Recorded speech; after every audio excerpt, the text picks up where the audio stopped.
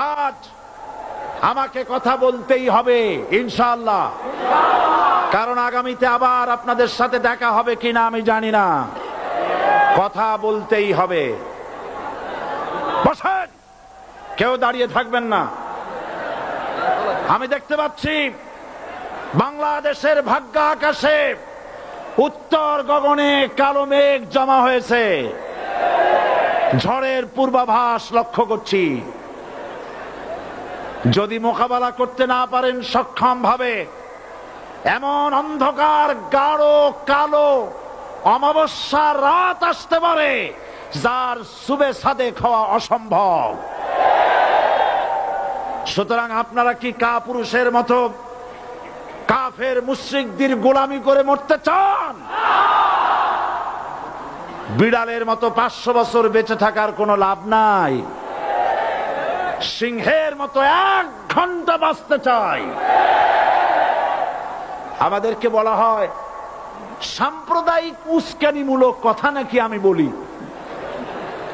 পত্রপত্রিকা দিছে না তারা? সাম্প্রদায়িক উস্কানি কথা, সাম্প্রদায়িক উস্কানিমূলক কথা বলি। সেই জন্যই বোধহয় শত শত মুসলিম আমাদের কাছে এসে মুসলমান হয়। মানুষে আর বোকা বানানো যাবে না। যাবে কি? আর বোকা বানানো যাবে? তারপর বলছে কি? এরপরে বলছে আমাকে বলছে রাজাকার। শুনে রাখো চট্টগ্রামের লক্ষ লক্ষ জনতা, পার্লামেন্টে যখন আমাকে এই কথা বলা হয়েছিল, আমার পার্লামেন্টের কলিগ জাফরুল্লাহ চৌধুরী সাহেব বসে আছেন এখানে।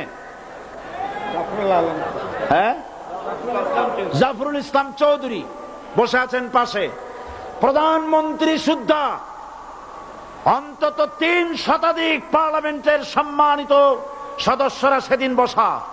1997 সনের বাজেট বক্তৃতা যখন আমি করতেছিলাম, ডক্টর কুদরতে খোদা, নাম রাখছে কুদরতে খোদা, আসলে গজবে খোদা। এ লোকটি নাস্তিক, ইসলামের চূড়ান্ত দুশমন।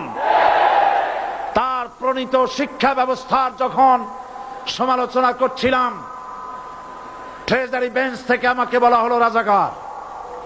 আমি আমার সমস্ত শক্তি একত্রিত করে বলেছিলাম শুধুমাত্র হিন্দুস্তানের রাজাকারেরাই আমাকে রাজাকার বলতে পারে। আমি বলেছিলাম 1973 সন পর্যন্ত আমি বাংলাদেশের কোন রাজনৈতিক দলের নেতা এবং কর্মী ছিলাম না। আমি রাজাকার নই। আমাকে রাজাকার বলে যদি তাকেও প্রমাণ করতে না পারে 10 কোটি টাকার মানহানি মামলা দায়ের করব। আমার এই বক্তব্য সারা দুনিয়া শুনেছে। পার্লামেন্টে আমার এই বক্তব্য রেকর্ড হয়ে আছে। সেদিন 3 শতাধিক পার্লামেন্ট মেম্বারের কেউ আমার চ্যালেঞ্জ গ্রহণ করেন নাই। যে কোনো ব্যক্তি পার্লামেন্টে গিয়ে আমার বক্তৃতা দেখে আসতে পারেন। এরপরে 1997 সনের 7 অক্টোবর দৈনিক জনকণ্ঠ পত্রিকা যখন আমার বিরুদ্ধে লিখলো, সেই পত্রিকায় সাইদির ওপেন চ্যালেঞ্জ 8ম পাতা, 1997 7 অক্টোবর, এত বড় 2 কলামে হেডিং। সেখানে আমি বলেছি বাংলাদেশের সকল সাংবাদিক, গোয়েন্দা বিভাগ, বাংলাদেশের সকল বুদ্ধিজীবীকে আমি আমার পিরোজপুরে আমন্ত্রণ করছি। আমার উপস্থিতিতে যদি কেউ প্রমাণ করতে পারে বাংলাদেশের স্বাধীনতা যুদ্ধের বিরুদ্ধে আমার কোনো ভূমিকা ছিল, সজ্ঞানে স্বেচ্ছায় জাতীয় সংসদের সদস্য পদ থেকে পদত্যাগ করব। 3 বছর পার হয়ে গেছে, আজ পর্যন্ত কেউ এই চ্যালেঞ্জের মোকাবেলা করে নাই। সুতরাং আমাকে যারা রাজাকার বলবে তারা পিতৃ পরিচয়হীন অবৈধ সন্তান। 1971 সনের, শোনো মুসলমানেরা, 1971 সনের কোন কাদা সাইদির গায়ে লাগে নাই। আমাকে রাজাকার বলে জনগণ থেকে বিচ্ছিন্ন করবা। জনগণ থেকে আমারে বিচ্ছিন্ন করা যাবে না, কারণ এই জনগণ আমার জন্য আসে না, এই জনগণ আসে আল্লাহর কোরআনের জন্য।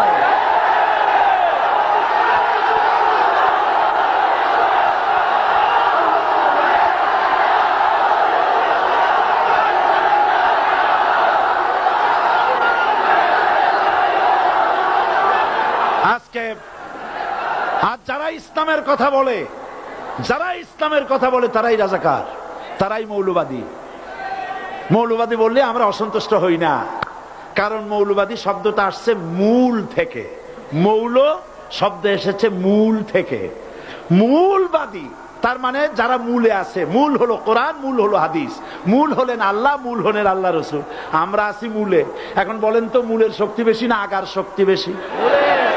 আমাদের যারা মৌলবাদী বলে ওরা হলো আগাবাদী। মূলে আছে কত কোটি? 12 কোটি। মূলে আছে কত কোটি? আর আমাদের যারা মৌলবাদী বলে ওই থাকো গাছের আগায়, আমরা মূলে। লাভালাভি বেশি করবা না, 12 কোটিতে গাছের গোড়া আসতে নানা দেবে, মামু বাড়ি দিল্লি গিয়ে পড়বা, বাংলার জমিনে জায়গা হবে না। এ কথা বিশ্বাস করো। বাংলাদেশের মুসলমানদের শরীরে এক বিন্দু রক্ত থাকতে শয়তানের তৈরি করা ধর্ম নিরপেক্ষ মতবাদ বাংলার জমিনে কায়েম হতে দেওয়া হবে না, হবে না।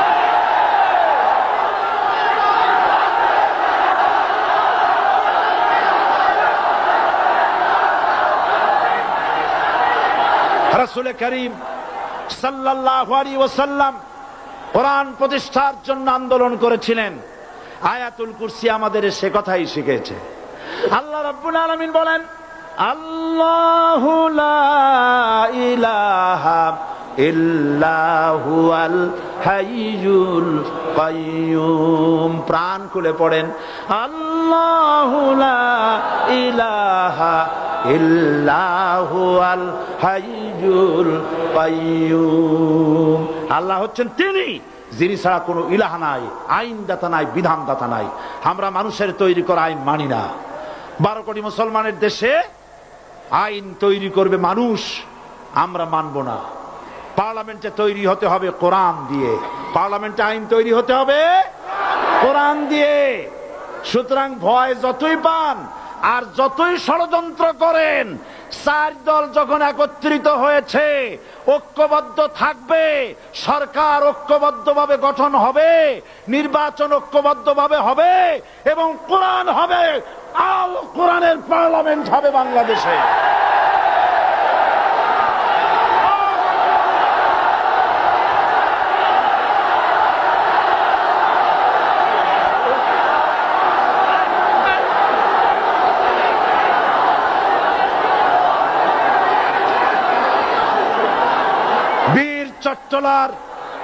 বীর চট্টলার মুসলমানেরা, বীর চট্টলার মুসলমানেরা স্বাধীনতার ঘোষণা এই চট্টগ্রাম থেকে স্বাধীনতার মহান ঘোষক প্রেসিডেন্ট জিয়াউর রহমান সাহেব দিয়েছিলেন।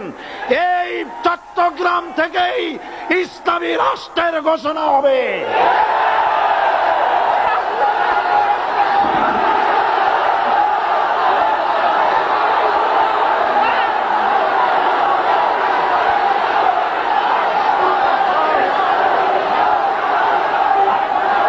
আশাবাদী আপনারা অবশ্যই তা পারবেন। আমি 100% বিশ্বাস করি ইনশাআল্লাহ। কারণ যে ষড়যন্ত্রের মোকাবেলা করে স্থানীয় রাজনৈতিক দলের নেতৃবৃন্দ কোরআনের মাহফিল সিনায় এনেছেন, আমি প্রথম দিনই বলেছি চট্টগ্রাম তাফসিরুল কোরআন মাহফিল কোন রাজনৈতিক দলের প্রতিনিধিত্ব করে না। এটা কোন জামাত শিবিরের একক সম্পদ নয়, এটা চট্টগ্রামের মুসলমানদের কলিজার টুকরা তাফসিরের মাহফিল। সুতরাং এই মাহফিল